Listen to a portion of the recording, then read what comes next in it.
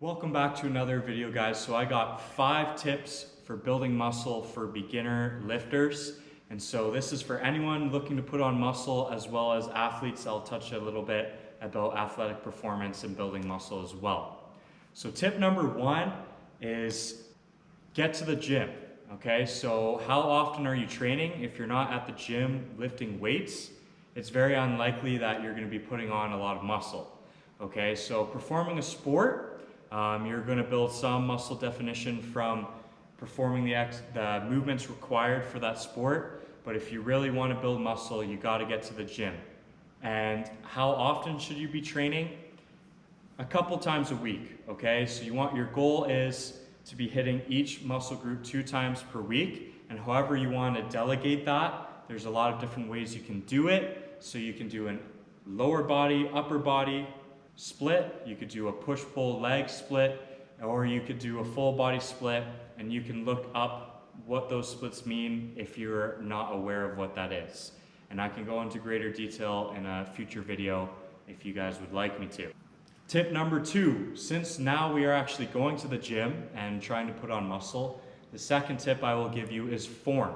Okay, so every lift that you execute, you want to be able to execute it with proper form. The reason being is that's going to set you up for your future years of training and going to allow you to, in the end, be able to be stronger and build more muscle, because it's going to prevent you from getting injured. Okay, so if you're injured, you can't train. Okay, you can train, but it won't be as optimal as if you were healthy. So proper form is the best way to prevent injury. So make sure you're keeping that in check. And leave your ego at the door, and don't try and lift super heavy, especially beginner lifters. When they start lifting with their friends, they try to impress their friends or whoever else at the gym. And quite frankly, the people that are experienced in the gym are a lot more impressed by someone who's able to do an exercise with proper form and less weight than someone who throws on more weight than they can handle and perform it with not very good form. So we have tip number 3, and what that is intensity. And what that means is how hard are you pushing yourself in the gym? And what I am going to say might surprise you, but actually as a beginner, you don't want to be training that hard in the gym. And the reason being is that you're going to build muscle no matter what, because you're in this time frame, the first year or 2 of lifting, where it's called beginner gains, and that's where you're going to put on a lot of your muscle and building that foundation. And so you are going to gain muscle no matter what, and it would be more important to learn the proper form and technique rather than trying to push the weight as much as you can, sacrificing your form. So don't push yourself super hard that you're going so hard that you're feeling super sore and you can't go to the gym for the next week. Okay, go through all the exercises with the weight that you can handle, and don't kill yourself in the gym. Just learn the proper technique, learn the gym etiquette, what it's like being in the gym, and all that good stuff. And I promise you, you will thank me later on. Tip number 4, okay, so this one is range of motion. So what I mean by that is going through a full range of motion is better than partial ranges of motion. And that is if you're capable of doing it, if you have an injury that restricts you, or some other reason why you can't do a full range of motion, just do the best that you can.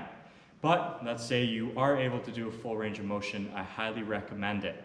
For example, if we're doing a bench press, and we all know someone that's going halfway down on the bench press and then back up. Okay, so they're doing half the work, and what I like to say is you're gonna get half the results. You're putting your body under stress for half of the amount of range of motion that is actually capable of doing. So, for example, for all of our sport athletes here, that's where I'm gonna kick this off here, is you wanna be strong in a full range of motion. A lot of the times in a sport, you're gonna be in a full range of motion. Not very often are we in our strongest position, in our center of gravity, right aligned, right here. A lot of the times we're catching a ball over here with contact coming in, or we're reaching for a puck and we're getting contact, and we need to be strong in those positions. And that's why training in a full range of motion will teach you how to be strong in those positions. And for example, in the bench press, you're strong from here to here, What if someone's right here on you and you've never actually bench pressed all the way to your chest, and now you have to press a person or a player off of you, and your body's not used to that range of motion? You're not going to be as strong as if you came down and touched your chest every single time on every single rep. And that doesn't just apply to the bench press, that applies to every single exercise in the gym as well. So my take is, do the full range of motion if you are capable of doing it. So moving on to our last tip. So tip number 5 is time under tension. So how long are you putting your body under stress performing an exercise? So how you can actually test this out is, before your set, start your timer, perform your exercise. Once you're done, go back and stop that timer and see how long you were doing that exercise for. And that's going to be your time under tension. So once you've looked at your time, I want you to think, now moving forward, you want that time to be somewhere from 20 seconds to 45 seconds. Okay, and you want to be on the higher end of that if your goal is building muscle. And so that's kind of the ideal range you want to be, and that is a really good way to measure that, because a lot of I'm not sure what other way you can measure that, to be honest. So if you want to optimize your muscle building capabilities, time under tension is huge, and a great way to do that is controlling your exercise on the eccentric motion. And what that means is on the way down. So an example, again, the bench press, this would be on the way down as it's coming to your chest, rather than just dropping it down and then pushing it back up. Control it, 1, 2, 3, touch that chest, and then you can explode it back up. So on the way down, the eccentric, that's where you really get that time under tension going, and then you want to be explosive when you're pushing that weight back up. And the same thing applies for every exercise again. So the ideal range, 20 to 45 seconds. How to measure, get a timer, time yourself. So your timers can be for your sets, not just your rest times. But I also recommend, I guess as an extra tip, to time your rest times so they're consistent. And you want to be, if you're training for muscle development, you want to be around 1 minute to 2 minutes, especially if you're a beginner. Hopefully taking the advice that I say and not training super hard, so a 1 to 2 minute rest time shouldn't be too bad at all, and you should feel good to go for your next set. So that's it for today. I hope those 5 tips can help you out and keep things simple for you guys to get in the gym and get started. And if there's any questions that you have, feel free to drop a comment and I'd be happy to answer and go into detail.